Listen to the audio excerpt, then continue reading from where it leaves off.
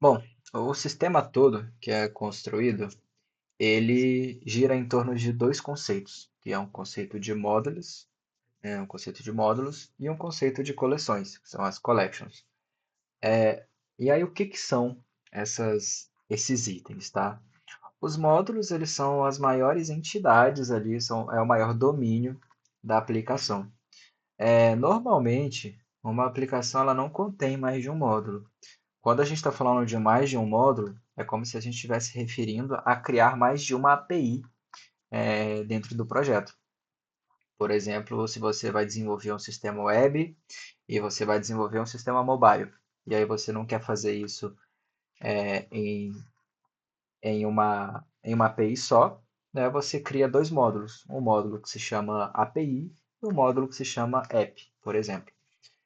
E a partir desse momento, esses itens, né, esses dois módulos, eles são segregados, e então eles não compartilham configurações, mas eles compartilham collections, porque por mais que a gente separe em módulos diferentes, os dois utilizam o mesmo banco.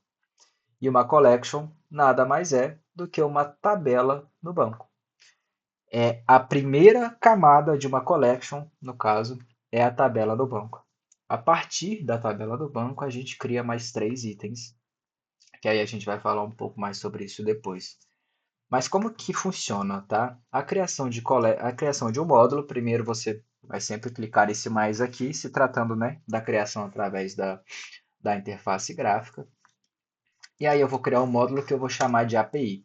A partir disso, eu tenho esse módulo API, mas eu poderia vir aqui e criar um novo módulo App, e aí eu teria esses dois módulos. Então, dentro de um módulo, eu vou sempre criar uma coleção. E aqui dentro eu posso criar uma coleção User. Então, nesse caso, isso aqui a gente vai adentrar um pouco mais depois, mas dentro do módulo eu tenho a coleção. Bom, e aí partindo aqui no código para mostrar também a referência do que isso gera, essa pasta de routes, ela é sempre a pasta base dos JSONs que vão ser gerados. Tá? Então ela vai sempre abrigar todos os módulos e todas as coleções. Dentro dessa pasta, eu tenho as duas pastas que eu criei aqui. Então é a mesma organização. Eu tenho a pasta API e eu tenho a pasta App. Dentro da pasta App, eu tenho uma coleção User, que é a coleção que eu criei.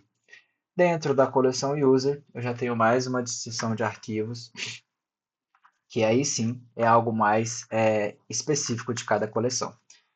Mas a forma como o sistema se comporta é, é isso.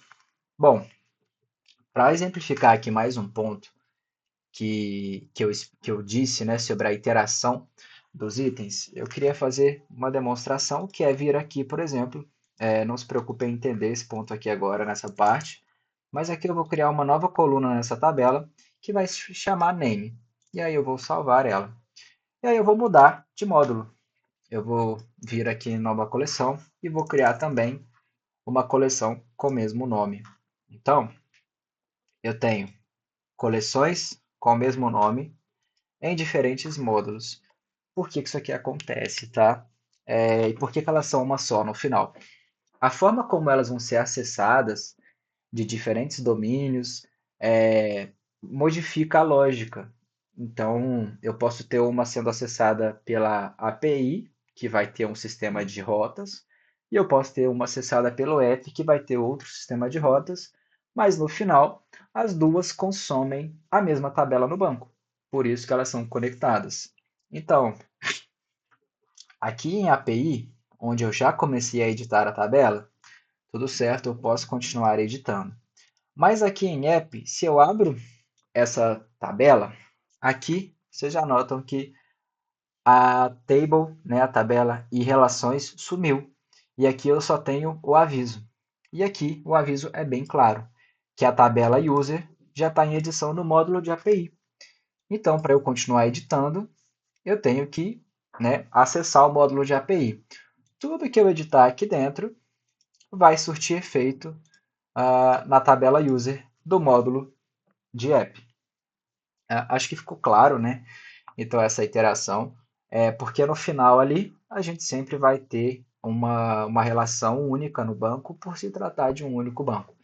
Então, para evitar que você comece a editar e adicione propriedades naquela tabela, e aí você crie com o mesmo nome e adicione outras propriedades àquela tabela, eu fiz essa limitação para que você sempre edite o mesmo arquivo e não se perca durante as edições, de não saber qual que está sendo editado e qual que não está sendo.